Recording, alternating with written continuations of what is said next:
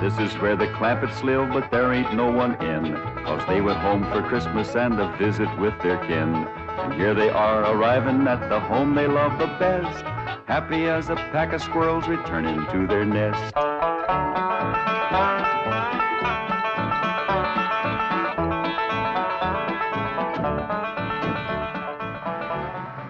Hi, Thunder Granny, the old place ain't changed a bit. Pretty as ever. Prettier with the snow. Excuse me, Pa, but I got some friends to say howdy to. Yes, sir. They just don't make houses like this no more. Sure don't make them in Beverly Hills. I'll go get the bags, Uncle Jed. Reckon they just can't get wood like this. My grandpa chopped down the trees and built this all by hand.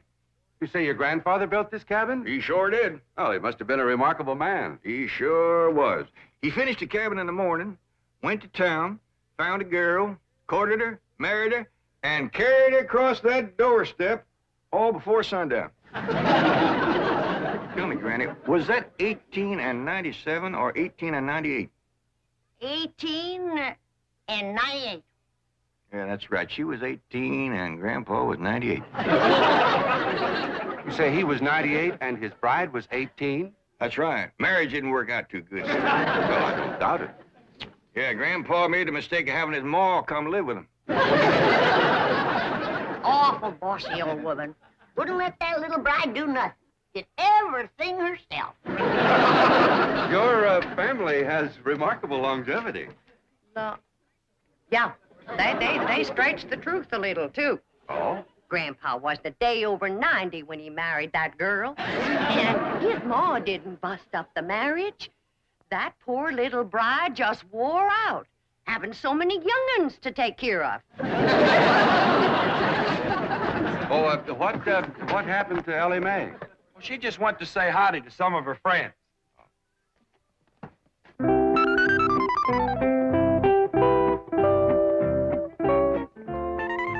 Maggie? Maggie, it's me, Ellie Mae. I come back to visit you.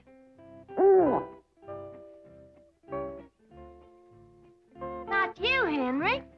Right now I'm looking for Maggie. You seen her? You're supposed to be so doggone wise. Where is she? Well, Davy Crockett. Say, you're looking bushy as ever. What's the matter? What you scared of? Don't you remember me? Please, Davy, don't run away. Oh, howdy, Mr. Beaver. It's me, Ellie. What you kicking snow at me for? Oh, please, Mr. Beaver, come back. Hi, Mr. Foxy. Me, Ellie. Come back. Clampett, I certainly appreciate your letting me use your cabin as a field headquarters. I've got a few things in the bedroom. I'll get them out. No need for you to do that, Mr. Brewster. We're just gonna be here a couple of days. Granny and Ellie can use the bedroom, and you and me can kind of curl up here in front of the fire. That's mighty kind of you, Mr. Clampett, but I'll find a place to stay in town. Well, no need for you to drive all that way through the snow. Why, you're here, you're by the oil field, and Granny cooks up a big meal that really sticks to your ribs. What you cooking in the bar, Granny? My special Christmas holiday victuals. We'll start with red cabbage and green turnip tops, swimming with sorghum. Then what I call my heavenly hash. That's grits and chitlins, possum belly, hog jowls, and catfish. All minced together and simmered in gopher gravy. With poached hawk eggs. Now there's victuals you won't forget in a hurry. I'll try. What do you say, Mr. Brewster? Roars too hard, we'll get some pine boughs and ashes for you to sleep on. Well, I think I'll go into town. Thank you very much. Excuse me. What's the matter with you two asking him to stay here? You want me to be a widow all my life? I was going to offer him my spare room. You ain't got no spare room, Pearl. I have if Jethro stays here. If Mr. Brewster stays with you and Jethrine, won't people talk? I hope so. And Jed can insist on him marrying me. But I'm going to get him. Now's my chance. Exactly hold with making a man get married unless he wants to. He wants to?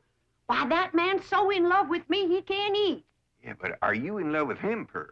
Oh, Jed, when I'm near him, I feel like my feet is dangling in a creek and the minnows is biting at my toes. That's what you call really being in love. Help her, Jed. Mrs. Bodine, if you'd like a ride into town, I can drop you off on my way to the hotel. Hotel? Why, you can't stay there. Oh, no, sirree. You sure can't. Why not? Why not, Jed? Why not, Pearl? Why not? There's a convention there. Yeah. Every room in that hotel is full up. You're packed in there like kraut in a jar. What kind of convention? Elks convention. That hotel is bulging with elks. Oh, well, perhaps I can find a room in a boarding house. You know anybody got a spare room, Granny? No, I don't. Do you, Jed? Well, I see now. Only spare room I know of around here is over to your house, Pearl. Why, land to mercy, I plumb forgot. Yes, my spare room. What spare room, Ma? We ain't got it. Ow! Pearl, why don't you run out and fetch some wood? I just brought some wood in. What spare room, Ma? We ain't got no spare. Ow! You just run along outside and get the kinks out of that leg. I ain't got no kinks in my leg. It's just that Ma just keeps... Ow! Son, if you're gonna play hopscotch, you go outside. House ain't for playing games.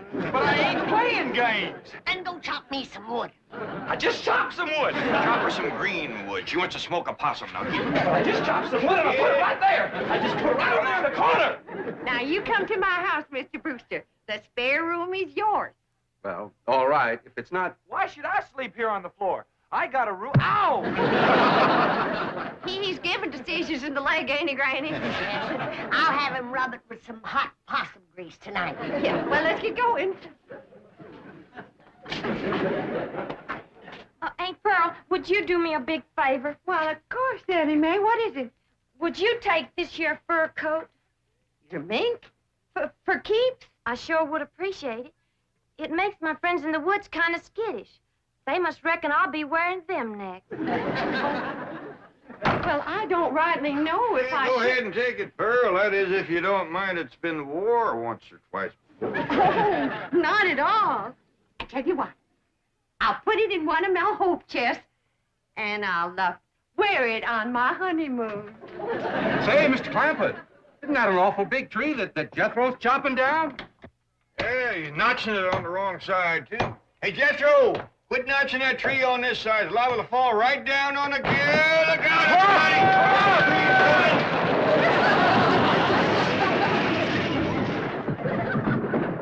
everybody! It missed us. Praise the Lord. Well, the tree missed. We can get up now. Well, he might be chopping another one. Let's wait and see.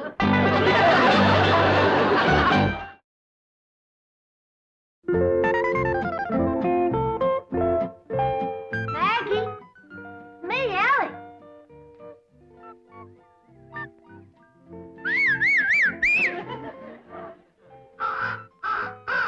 Freddie, you old rascal. I know you've seen Maggie. You'll go and get her for me. I'll give you something shiny. What would you like? How about this? Okay? There. Go find Maggie. Smelly. Hi there, Smelly. It's me, Ellie. It's a good thing you didn't see me in that mink coat. You might have gotten riled at me. It's one friend I don't want riled. It's you. Maggie, I knew Freddie would find you. Maggie, I'm so happy to see you. I told you I'd come and visit you, and here I am. Ellie? Ellie Mae, where are you? Over here, Paul. Now, don't you be scared of Paul. He won't hurt you none.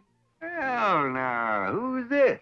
This here's my old friend Maggie. You remember her? Sure I do. Howdy, Maggie. Say, Ellie, we's all going over to Aunt Pearl's for supper. And after supper, we's all going over to that movie picture theater where Pearl works. Well, I'd he'd rather stay here. Well, Pearl says there's going to be a brand new picture from Hollywood called Ben-Hur. Who's in it? According to Pearl, it's got the two biggest actors there is, Francis X. Bushman and Raymond Navarro. I'd still rather stay here, Paul. Now, we's all supposed to kind of surround Mr. Brewster and brag on Pearl's piano playing during the picture. Well, Jethro can brag extra for me. Jethro ain't gonna be there. He just sit there all night and complain about Mr. Brewster having his room. Oh, come on, Ellie. Don't you want to help Pearl get a husband? Okay, Paul. Bye, Maggie. Well, Paul, ain't you gonna kiss Maggie goodbye? I don't reckon so. Her husband might not like it. Come on, Ellie.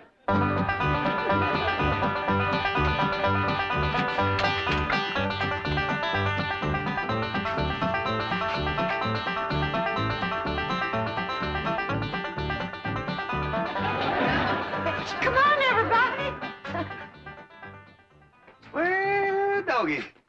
Jethrine, here's a picture of your ma. Yeah, it says, in person, Pearl Bodine, Wizard of the Keyboard. Oh, that means Piany. Hey, your name is as big as Ben-Hur's. I begged the manager not to put that up, but he says it's a drawing card. My playing during the picture. During the picture, don't you have sound? Loads of it.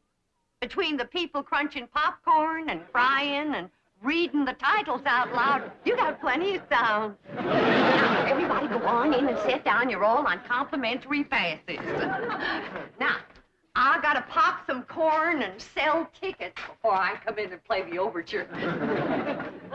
Mr. Brewster, did you ever in all your born days see a woman who could do more things than my cousin Pearl? She can cook, sew, keep house, play piano, and no wonder the men around here are just beating her door down to propose. But Pearl's choicey. She's waiting for the right man.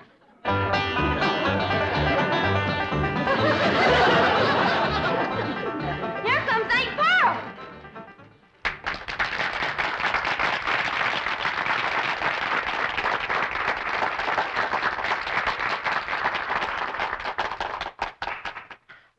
Ladies and gentlemen, before our big premiere gets underway, I know you'll want to meet the celebrities in our audience tonight. Now, sitting right here in the front row from Tulsa, Oklahoma, is the field manager of the OK Oil Company, bought my cousin Ted Swamp, Mr. John Brewster.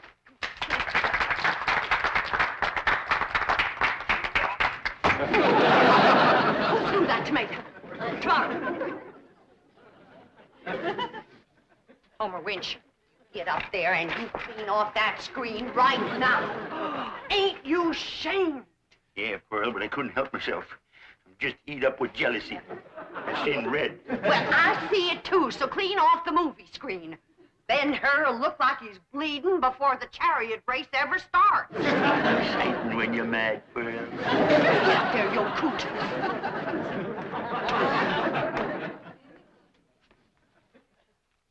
And now, folks, you're going to meet a real live millionaire and his family all the way from Beverly Hills, California. Your friends and my kinfolk, the Clampets. Jed, Granny, Ellie Mae.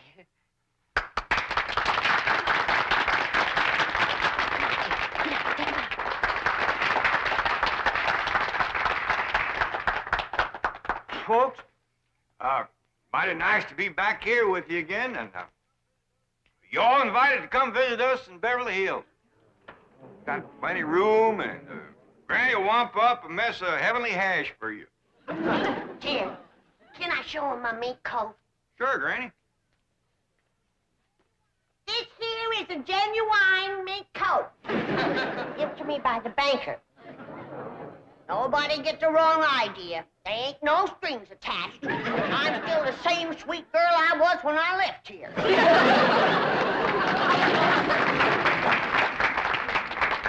And now, folks, I got a real big surprise for you. As you know, those that can read, the picture for tonight is Ben-Hur, and I have wrote and composed a special song in honor of the chariot race, which is the most exciting part of the picture. And this here special song is going to be sung by my daughter, Jethrine. Think about Jethrine.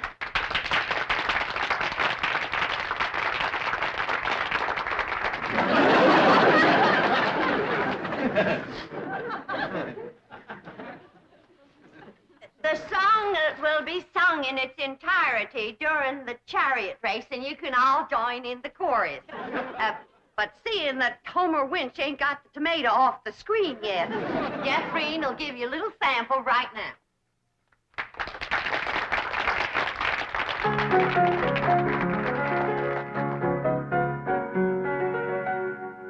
A mighty long time ago, couple of thousand years, in a town named Rome, which is far away from here, a feller named Ben-Hur lived and went to school, and that young feller was a chariot driving fool. Drive them horses, Ben, Ben, drive them horses, Ben. Drive them horses fast, Ben, drive them for to win. Don't let that other rascal get ahead of you, or he'll win the race, and that'll never do. That's enough for now, Jeffrey. You'll hear the song again during the chariot race, and everybody can join in the chorus. And now, during the playing of the overture, we invite your kind attention to the advertisements which will appear on the screen. I thank you. All right, Charlie!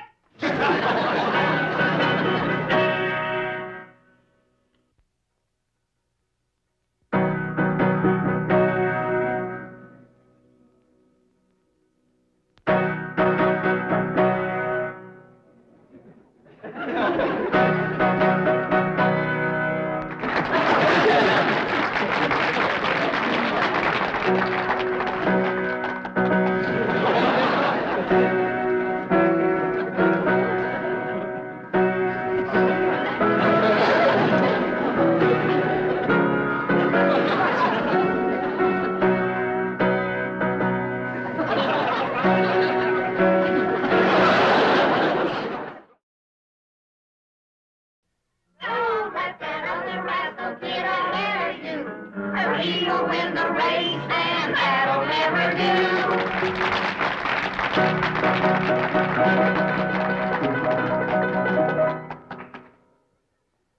Well, Mr. Brewster, Where's Mr. Brewster? dog, you find him? I never felt him leave. That serves you right, Pearl. That's what you get for throwing yourself at a city dude. Hush up. When them fellas ain't nothing but a bunch of playboys. Just like bees flitting from flower to flower, grabbing up the honey. And then when your petals is drooping, they fly away. Everybody can hear you. I ain't ashamed of what I got to say. I love Pearl Bodine. Hush up, Homer. Now, quieten down, Homer. You're making Pearl blush. Be my blushing bride, Pearl. Right here before your kinfolk, your neighbors, and Ben-Hur. I'm asking you to marry me. Get up off your knees. You're making a spectacle of yourself. I caught him, Ma. I was sneaking out the door, and I caught him. I was not sneaking. I simply went outside for a breath of fresh air. Put him down. You, wasn't running away, was you, Mr. Brewster? No, of course not. Everybody's invited over to my house for apple cider.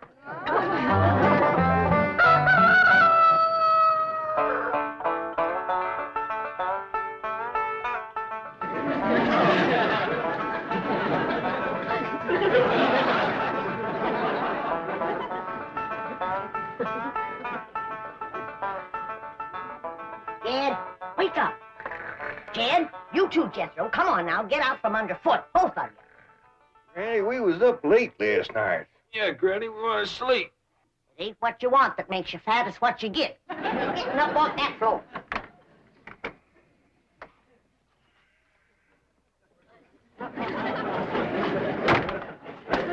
Hey! What do you want to do that for? Yeah, that's cold. Now, when I say get, you get. Floor is cold and hard. You're getting soft from city life. Now get dressed, and get washed, and get packed. Packed! You heard what I said. I ain't gonna spend another night in this place. Not with that wild daughter of yourn. I didn't sleep a wink. Appears to me like you're getting a mite soft from city living, too. Time was when you never minded sharing a bed with Ellie Mae. I still don't mind sharing a bed with Ellie Mae. But I draw the line when it comes to sharing with them others. What others? Well, there was an owl and a squirrel, a crow, and a fox, a possum, and a skunk, and a porcupine. Well, I'll go in and speak to Ellie Mae. I wouldn't go in there if I were you unless you want them flannels took right off you. What are you talking about? You know where my mink coat is right now? Where? In the top of a tree, full of baby eagles. Their mama and me fought for nigh on to 10 minutes for that coat. But with them claws on her, she could get a better purchase on it. Took it right out the window. You've been at your rheumatism medicine. I ain't about to swallow no story about a Uncle eagle. Jack, Granny, a great big old eagle just snatched the hat right off my head. See what I told you? When a mama eagle wants to keep her babies warm, she'll grab anything. Somebody better help Ellie Mae hang on to her blankets, because that rascal just flew in her window. Frida, you hadn't ought to took Jethro's hat. Never mind about Jethro's hat. Ask her to bring back Granny's mink coat. Only if she wants to. Frida, you bring back Granny's mink coat. And if she's took any suitcases, see if you can get them back, too. We's packing up. Sit down.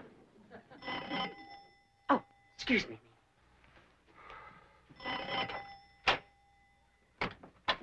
Good morning, Pearl. Homer Winch, I told you and I told you, don't come into my house without I invite you. I happen to be here in my official capacity as a jitney driver. You want no jitney. Well, Mr. Brewster does. Don't say nothing to Mr. Brewster, and I'll bake you 2 pies. Pearl, there's only one way you can seal my lips and stop my jitney. And that's with a smack. All right? No, I didn't say that kind. I mean, with a kiss. A kiss? That's my price. Take it or leave it. Homer! Why, that's the most shocking, disgusting, insulting, disgraceful... Oh, Mr. Brewster! Pearl? Where'd you go, Pearl?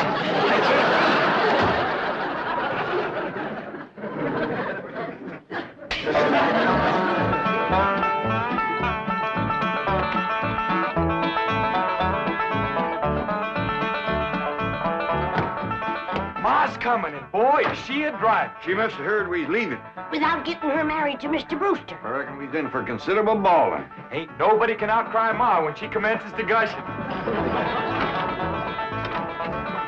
Pearl? I reckon you's heard we's going back to Beverly Hills. Oh, now, Pearl, you's bawling already. Don't worry, Pearl. You'll get a feller. Yeah, come on back to Beverly Hills with us. I can't. All right, Pearl, all right. I can't fight a woman's tears. We'll stay here until you marry Mr. Brewster. Yeah, Ma, and I'll be your best man. And you can wear that beautiful mink coat on your honeymoon. Pearl, what are you crying about now? The mink coat. What about it? I was driving down the road and a great big eagle took it right out of my lap. Don't you worry. Ellie Mae! Yeah, Pa? You shinny up that tree and tell that grabby eagle to give you back that mink coat for Pearl's honeymoon, or she ain't no friend of yours. Only if she wants to, of course.